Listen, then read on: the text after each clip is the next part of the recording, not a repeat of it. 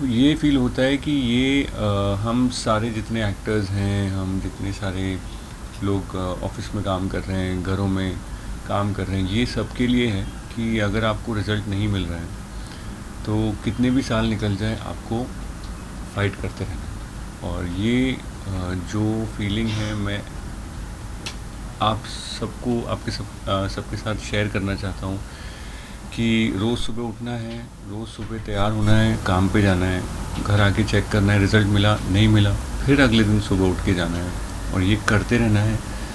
हफ्ते में नहीं होगा, महीने में नहीं होगा, 6 महीने में नहीं होगा, साल में नहीं होगा, कई बार इस फिल्म की तरह 9-9 साल लग सकते हैं। करते रहना है, बात ये है। और I would like to also dedicate this win. मुझे सुबह से काफ़ी सारे इमोशनल मैसेजेस आए, कुछ एक्टर्स के आए हैं तो कुछ डायरेक्टर्स के आए हैं, तो उनको मैं ये जो फ़िल्म की फीलिंग है, जो रिस्पॉन्स है, ये मैं डेडिकेट करूँगा टू माय फेलो एक्टर्स। ज़्यादा नाम मैं नहीं लेना चाहता हूँ, but specially someone who is not here with us, उनको भी मैं डेडिकेट करना चाहता हूँ कि ये आप सब जिन्होंने मेहनत करी है, जो मेहनत कर रहे हैं, आप सबको डेडिकेटेड है ये। सनम तेरी कसम, जब ये री रिलीज़ की बातचीत हुई, ये एक टफ डिसीजन भी था क्योंकि जब मूवी रिलीज़ हुई थी उतनी नहीं चल पाई थी, और जब री रिलीज़ फ़ैन जब डिमांड कर रहे थे हमें वापस देखनी है, कितना टफ हुआ था कि लोग जाएंगे सच में देखने। नहीं, आप लोगों में क्या बातचीत होती है, प्लीज़ उस बारे में बताएं। तो ज़िंदगी में कुछ भी आप नया करने जाओगे तो वो टफ़ होगा, ये तय है। क्योंकि वो कहीं रूल में लिखा नहीं होता है, कहीं किताब में आपको रूल मिलेगा नहीं। जैसे मैं घर से जब भागा था 16 साल की उम्र में, तो वो भी मेरे लिए इतना ही टफ़ डिसीजन था जितना इसको री रिलीज़ करने के लिए दीपक सर के ऑफिस के नीचे आके चिल्लाने का जो डिसीजन था। 99% हमें गट फीलिंग जब हम फॉलो करते हैं तो वो टफ़ डिसीजन ही होता है, क्योंकि हम उसे एक्सप्लेन नहीं कर पाते।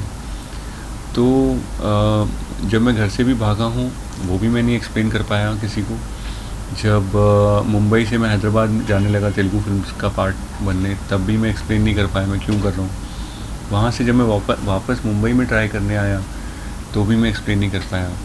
ये फ़िल्म मैंने क्यों करी, ये भी मैं नहीं एक्सप्लेन कर पाया।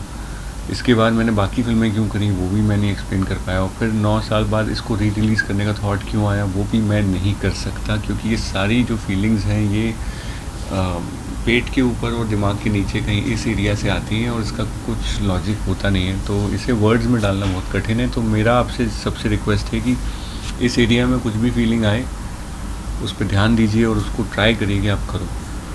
अगर एक चीज़ आपसे जानना हो सर, कि 2016 में जब ये फिल्म रिलीज़ हुई, उस समय उतनी क्यों नहीं चली, इतना प्यार अब जाके क्यों मिल रहा है? पता नहीं, रीज़न अगर मुझे इसका पता होता तो मैं अगर किसी को भी पता होता तो सारी फिल्में 99.9% फिल्में नहीं 100% फिल्में हिट हो जाती। तो मैं आपसे ये तो शेयर करना चाहूँगा कि कोई भी ऐसा इंसान नहीं है हॉलीवुड में या हिंदी फिल्म इंडस्ट्री में या साउथ फिल्म इंडस्ट्री या पूरा एक बोल लीजिए ग्लोबल सिनेमा में, कोई भी ऐसा व्यक्ति नहीं है जो ये बता सके कि ये फिल्म जो है क्यों नहीं चली और ये फिल्म क्यों चली। अगर इतना आसान होता इसे बताना, थोड़ा कुछ एक्सपर्ट्स हैं जो 80% सही निकलते हैं, बट 100% तो कोई भी एक्सपर्ट नहीं है। तो ये मुझ जैसे मतलब वो दिग्गज लोग नहीं बता पा रहे, तो मैं तो एक चीटिंग हूँ इस मामले में, तो मैं तो बिल्कुल नहीं बता सकता। जब आपके कमेंट सेक्शन में आपके चाहिए आपके फैंस लोगों के हज़ारों कमेंट्स आ रहे थे, प्लीज़ री रिलीज़ कीजिए इसे, तो आपने जब दीपक सर से बात की तो उसने आपको यही बोला कि आप एक आर्टिस्ट हो, आपको ऐसे मैसेजेस आते हैं, तो आपने उन्हें कैसे बनाया? मुझे जब मैंने बहुत साल ट्राई किया मनाने का, तो हालांकि क्या होता है कि हमें लगता है कि रिलीज़ करना एक बच्चों का खेल है, फिल्म प्रोड्यूस करना बच्चों का खेल है, डायरेक्ट करना भी मतलब बस आराम से हो जाता है। बट एक रील बनाने में भी ना लोगों को आजकल 6-6 घंटे लग रहे हैं, जो 30 सेकंड की रील बनाते हैं और उसमें लोग खर्चे भी कर रहे हैं। तो जो रील बनाने वाले लोग हैं उनसे मैं रिक्वेस्ट करूँगा कि सबको समझाइए कितना मुश्किल है कोई एक देखने लायक चीज़ को बनाना।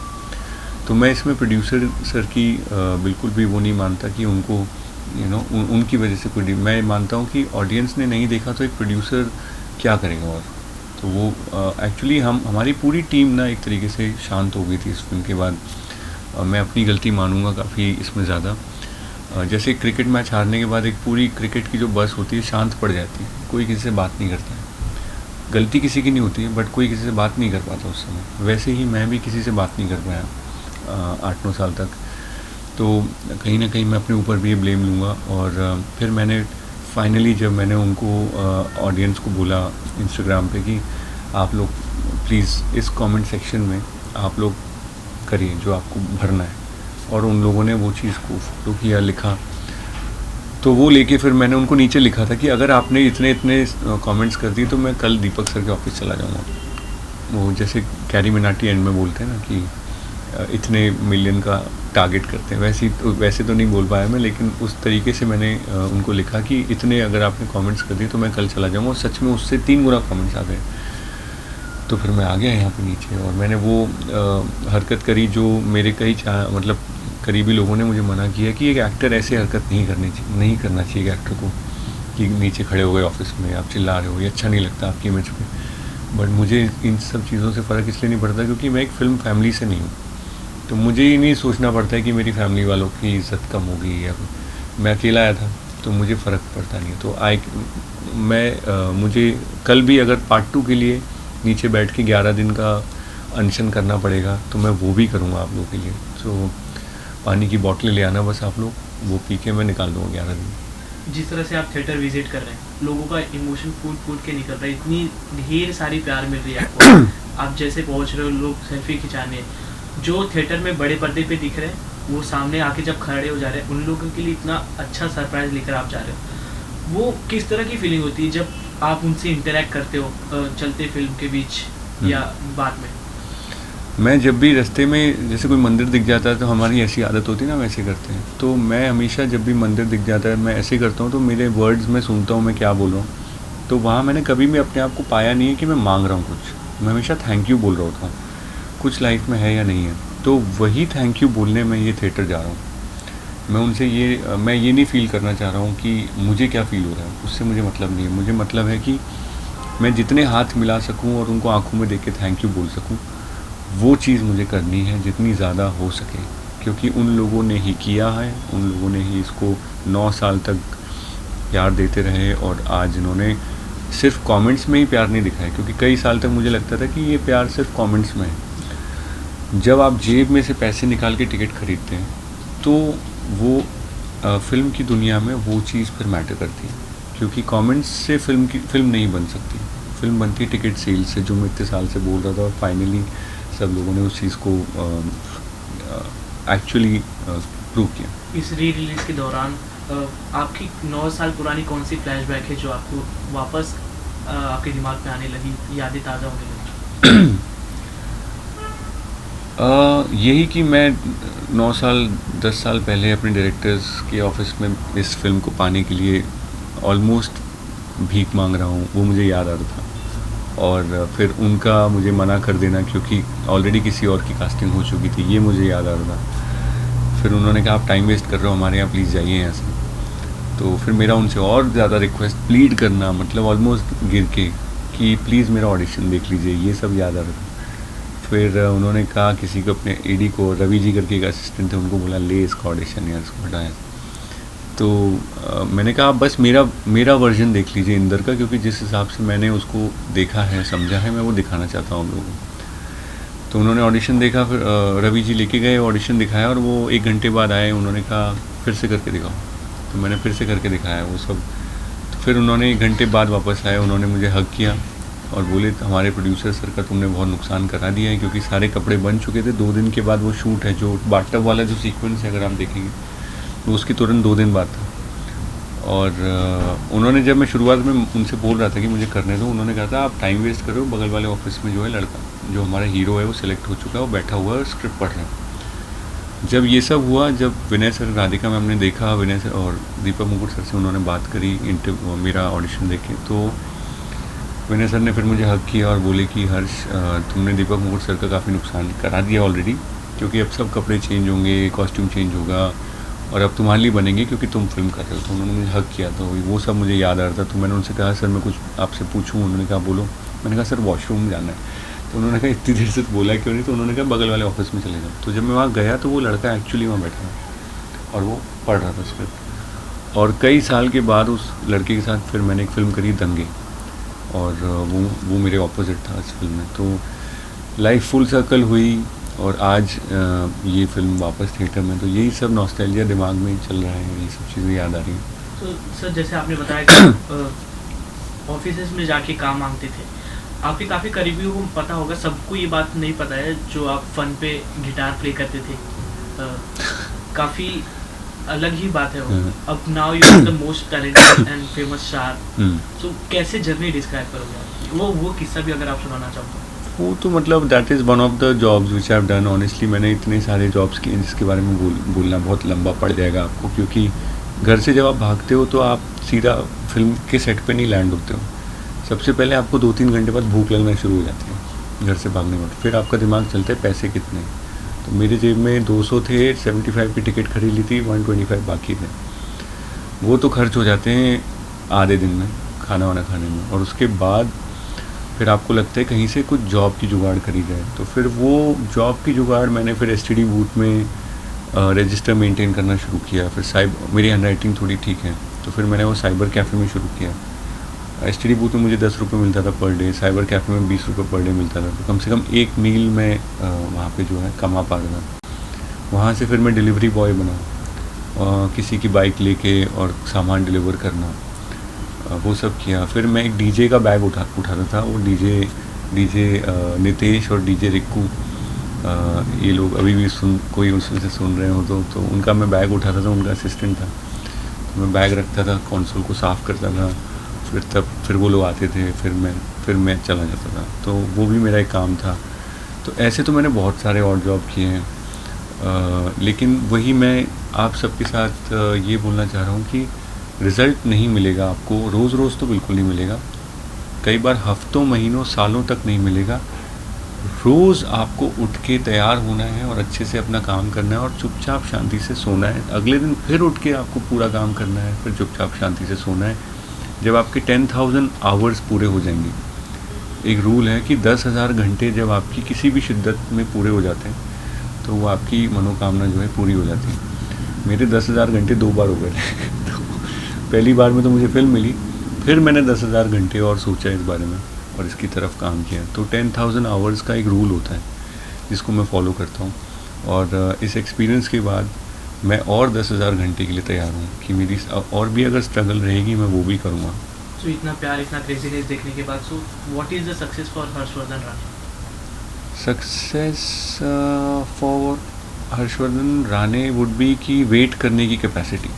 मेरे लिए वही एक सक्सेस है कि अगर आप वेट कर सकते हो रोज़ काम करके, तो आई थिंक आप सक्सेसफुल हो। क्योंकि रिज़ल्ट तो अपनी इच्छा के हिसाब से नहीं मिलेगा, वेट कर सकते हो तो आप सक्सेसफुल हो। और सर अपना एक्ट्रेस की कास्टिंग कैसा हुई थी? 25 एक्ट्रेस के बाद में उनको कास्ट किया गया था, मावरा जी को, उसके बारे में क्या?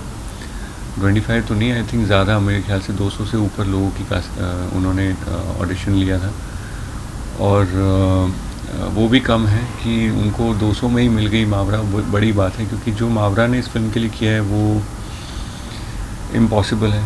बोल रहे कि मावरा जैसा कोई एक्टिंग नहीं कर पाएगा उससे, अगर वो नहीं होते तो इतना मूवी हिट। हाँ बिल्कुल सही बात है। और मावरा कैसा रहता है कि जब घर में खाना बनता है ना, तो ये बोलना कि मम्मी नहीं होती तो खाना नहीं बनता है गलत है। क्योंकि अगर पापा नहीं होते तो सब्ज़ी कौन लाता?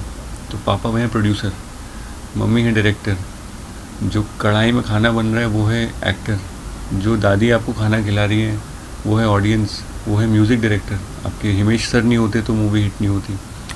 तो क्रेडिट एक जगह पे रखना एक बीमारी है। हम लोगों में एक डिजीज़ है कि हम सारा क्रेडिट एक तरफ चाहते हैं, अपनी तरफ चाहते हैं। ये एक बीमारी है, इससे आप लोग दूर रहें। और जैसे गाड़ी चलती है 4 पहिए, इंजन, बॉडी। अब आप कहोगे पहिए नहीं होंगे तो गाड़ी नहीं चलेगी। इंजन बोलेगा मैं नहीं होऊंगा तो गाड़ी नहीं चलेगी। फिर बॉडी बोलेगी चैसिस कि भाई मैं नहीं होऊंगा तो गाड़ी में बैठोगे कैसे। सो मैं ये मानता हूँ कि ना इस फिल्म का रीज़न कोई एक जन है, बल्कि प्रोड्यूसर डायरेक्टर से शुरुआत होती है। उनका थॉट, उन्होंने इंदर को लिखा, स्केच किया उन्होंने मावरा को लिखा, स्केच किया। फिर एक प्रोड्यूसर चाहिए सॉलिड, जो अपना पूरा रिसोर्स, पैसा जेब से इस पे लगा दे। तो प्रोड्यूसर के बिना भी मूवी नहीं बन सकती। फिर चाहिए हिमेश रेशमिया सर, जो इस मूवी का जो पूरा खिचड़ी है उसके आपको आपके कानों में डाल दें। तो उनकी वजह से ये मूवी का जो हमारे सोल में ये मूवी का इमोशन उतरा है, हिमेश रेशमिया सर की वजह से उतरा है। फिर आते हैं एक्टर्स जो इस थॉट को आपकी तरफ लेकर जाते हैं। सो किसी भी फिल्म में, किसी भी सिटी में, किसी भी प्रोजेक्ट में एक चीज़ पे उंगली रखना बेवकूफ़ी कहलाएगी। और हर किसी को आपको, जैसे अभी आप लोग इंटरव्यू ले रहे हैं, आप कैमरा पकड़ के खड़े हैं, आपके बिना इंटरव्यू नहीं होगा। बट अगर ये माइक नहीं होता तो इसके बिना भी नहीं होता। फिर लाइट ज़्यादा खड़े, लाइट नहीं होगी तो इंटरव्यू नहीं। एक जन को कभी क्रेडिट दे ही नहीं सकती। इसलिए मैं कभी भी सिर्फ मैं हमेशा देखता हूँ कि सारी टीम को किसी भी चीज़, जो कोई भी चीज़ बनती है वो टीम की वजह से बनती है। एक बैट्समैन या एक बॉलर की वजह से कोई नहीं जीतता। अगर पार्ट 2 बनता है तो सर अपना पोजीशन में किसको देखते हो? आपको आप आ जाओ। मैं तो सर, मैं प्रोड्यूसर का बेटा थोड़ी हूँ कि मैं मतलब मैं इसको देखता हूँ उसको देखता हूँ। सर मैं एम्प्लॉई हूँ, आप आ जाओगे तो मैं आपके साथ कर लूँगा। नहीं, कोई भी आए। और ये मतलब आप ऐसी कुछ टेक्नोलॉजी बना लो कि मरा हुआ इंसान ज़िंदा हो जाए, तो मैं आप ही को बोल दूँ कि आप ही राइटर बन जाओ इसके। तो थोड़ा सा हमें प्रैक्टिकली सोचना पड़ेगा कि एक ही सच है दुनिया में, वो है टू डाई। करेक्ट। आप इसको डिफ़ाइन नहीं कर सकते। कोई भी बड़े बड़े महात्मा भी इस चीज़ से बच नहीं पाए। राजा महाराजा, कितना भी पैसा आपके पास होगा, जो एंड होता है वो डेथ होती है। और डेथ के बाद अगर आपके पास कोई टेक्नोलॉजी आ गई है तो मुझे प्लीज़ बता दो, क्योंकि मैं अपने पहले डैडी को ज़िंदा करना चाहूँगा। उसके बाद सेकंड सबसे पहले मैं मावरा के कैरेक्टर को ज़िंदा करूँगा। अच्छा, 14 फेब को भी लगेगी, मतलब कंटिन्यू रहेगी मूवी? सर मैं तो प्रोड्यूसर का बेटा नहीं हूँ सर। ये सवाल मुझसे क्यों पूछ रहे हो? लोग देखेंगे तो सर क्यों नहीं रहेगी? ओके, सो लास्टली जो आपको इतना ज़्यादा प्यार कर रहे हैं, फिल्म को इतना ज़्यादा प्यार कर रहे हैं, उनसे क्या कहेंगे? और सनम तेरी कसम 2 के लिए क्या कहेंगे? ये फिल्म का जो सक्सेस है, मेरे सारे उन एक्टर्स को भी मैं देना चाहता हूँ जिनसे शायद मेरी इतनी बातचीत नहीं है, बट मैं उनकी मेहनत देख रहा हूँ काफ़ी सालों से। और जो ज़िंदा हैं, जो नहीं हैं, उन सभी को मैं ये सक्सेस समर्पण करना चाहता हूँ। और क्यों हुआ है ये फिल्म? ये ऑडियंस की वजह से, जो एंड में आके किसी भी चीज़ को ज़िंदा कर सकते हैं। पार्ट 2 के लिए मैं ये कहूँगा कि पार्ट 1 के लिए मैं नीचे आके चिल्लाया था, पार्ट 2 के लिए मैं 11 दिन नीचे पानी पी के अनशन करूँगा। Thank you.